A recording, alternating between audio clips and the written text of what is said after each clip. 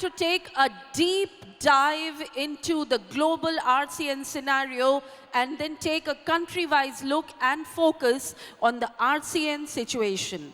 Ladies and gentlemen, in order to build the tone and momentum for the upcoming panel, for which Mr. Zante has already joined us online, in order to build the momentum and to set the right tone and tenor for this session, I would like to invite the Vice President and Business Head at Olam Food Ingredients, a gentleman with extensive experience in logistics, procurement and supply chain, holding an engineer's degree in logistics and supply chain management from INPHB, along with certifications from Purdue University and MDE Business School. Please put your hands up for the Vice President and Business Head Olam, Mr. Konate ISSA. Good morning, everyone. I'm really delighted to be in front of you this morning to talk about how the cashew crop will be. I would love to be 100% right in my projection today, because I'm pretty sure that whatever I will say today, if I'm right, I'll be a rich man for this year. But nobody knows. Take whatever will be in this presentation with a pinch of salt. Nobody knows how the Mother Nature will play for us this year. So I think Vasta told me to cover the global raw nut crop scenario for 2025, the prospect and outlook. I'll try to look at what happened 10 years ago to give an idea of how the crop grown, mainly in Africa and in Asia, and give you some insight about how the weather is playing for 2025 and what is my view for the next season, upcoming season. So I would like to start with this first graph to give some perspective about how the global crop grown. If you look at from 2014 till 2024, we have seen a massive growth of the cashew overall crop. We move almost from 3.2 million to 5.2 million tons. That's huge. And if you look at specifically from 2020 to 2021, we have seen 28% growth in the crop, mainly coming from West Africa, in Ivory Coast, where we have seen a jump in the crop. And the second next jump is 2022 to 2023, 7%, mainly because of Cambodia, where the crop is really growing quite fast. So last year compared to this year, there is a small reduction in the crop from 5.3 to 5.2 because of the short crop in West Africa. But we have seen how the entire East Africa have been able to come back. So Africa is still an important part of the global trade. Almost 63% of the cashew crop is coming from Africa. But we are seeing Asia plus Brazil coming up, almost 40% right now. But we'll see how this will shape up in the coming years. Some countries have to be seen very carefully and how the crop will grow. So we have been asked also to look at the prices trend. So that is the last graph of the presentation, how the price have been moving for the last 5 to 6 years, from 2019 till 2024. So 2024, we have seen the price peak. We even end up throughout the end of the season buying 46 at almost 1600 USD. But on average, if you look at Vietnam and India have been able to buy almost at 1320 for the full year, and Vietnam was roughly very close to 1300. But keep in mind that Vietnam is getting nuts also from Cambodia and from different countries. So if you look at now, how is the processing trend in Africa? First slide was about the global production. In the second one, I want to cover the supply of raw nut. So that means local processing is not involved. We see that the Africa share is also very important in this trend. So almost 44% increase from 2020 to 2021. Africa still being offering 80% of the raw nut in the world. Mainly countries like Ivory Coast keep on pushing with excellent growth in the production. Bissau also is growing in terms of production. Cambodia and Indonesia are becoming also some critical countries where we believe that the crop will continue to grow, and we keep on monitoring the crop in these areas. But something really interesting is about how local processing is growing in Africa. So 2014, we're almost at 100,000. If you look at 2024, we are talking about 500,000. 500,000 metric ton, and one country like Ivory Coast last year processed almost 350,000 metric tons. So there is a trend, and that trend is really important for all of us as industry player to look at and understand the dynamic of the market. So like Cashew board head said previously in the previous session, Ivory Coast is processing today 35% of their own production. The vision is to go to 50% by 2030. I personally believe that maybe before 2030 they will be at 50%.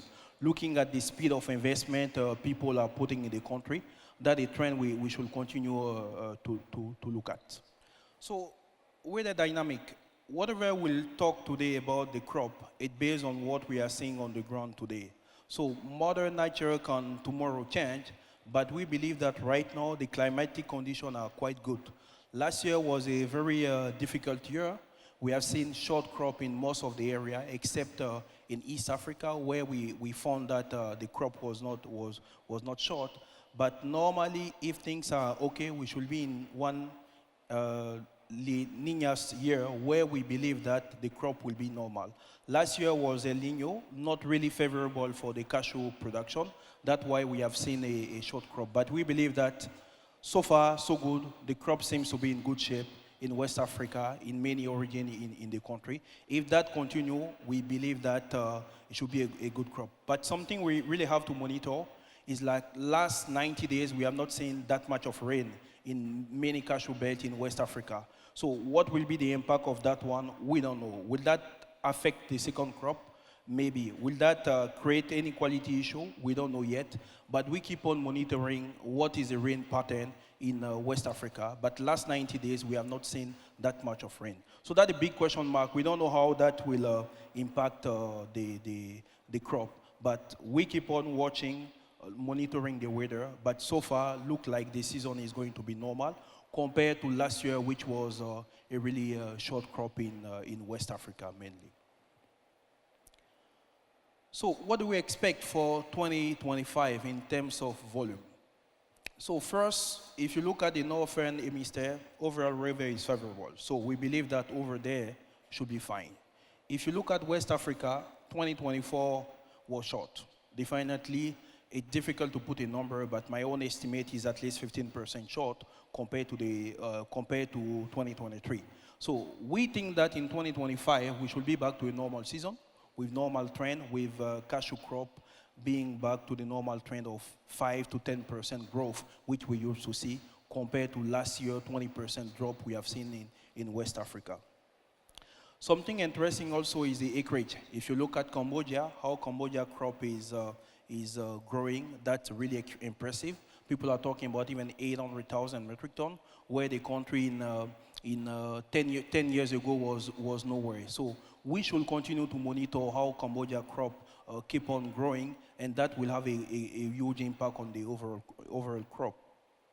Last but not the least is India. India crop, it's quite difficult to put a number, but we believe that 2024 was a short crop. So far, look like normal, but there is a mixed feeling depending on how the month of November and December were. People have a mixed feeling about the 2025 crop in India.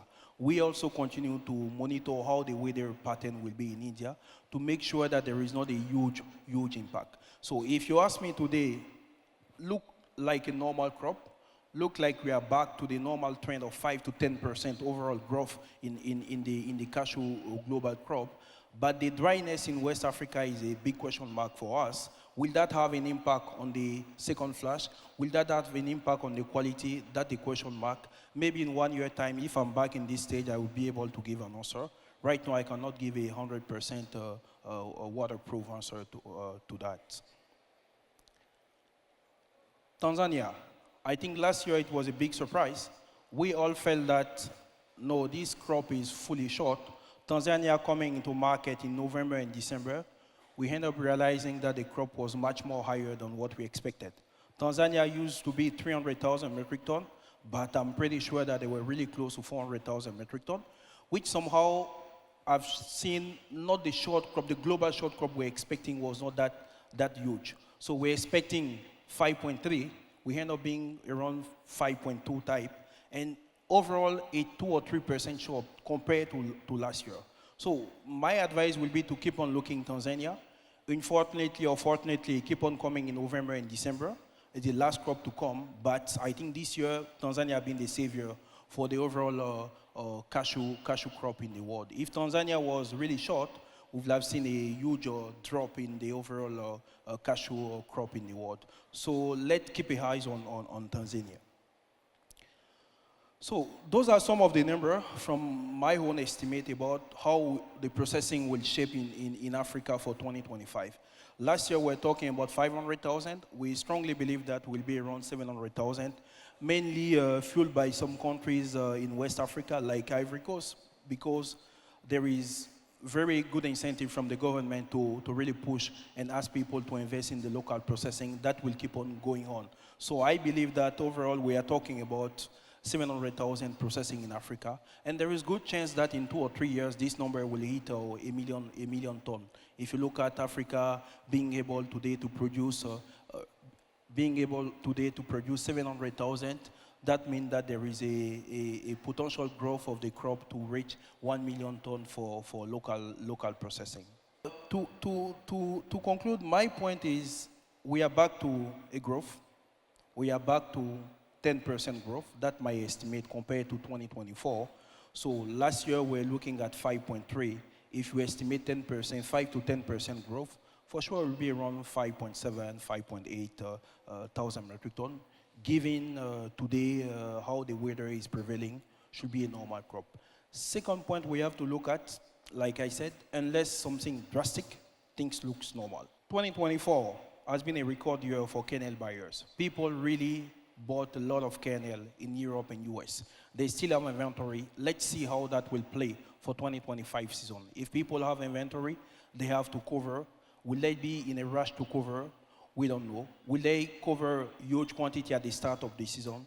We don't know. Will they be in wait and see mode? We don't know. So we have to continue to monitor the stock level of kernel in Europe and US to make sure that the traction for ASEAN will continue, so that people will continue to buy and trade ASEAN, because they have to look at the parity between kernel and ASEAN to continue buying the raw material. So that has to be something critical for us for 2025. So, like I said, inventory have to be monitored in Europe and the US for kernel. That will give us some trend. And ASEAN demand in India and Vietnam really depend on second parity. So at the end of the day, people are buying ASEAN to process second, and the parity has to be there. If there is parity, they will for sure continue to offer. So to all the importers and exporters of raw nut, kernel parity is something critical we should continue to monitor. And I believe that as far as there is parity, people will continue to buy raw material. So those are some of the points I wanted to cover. The key message I want to leave the audience with is, so far the crop looks normal.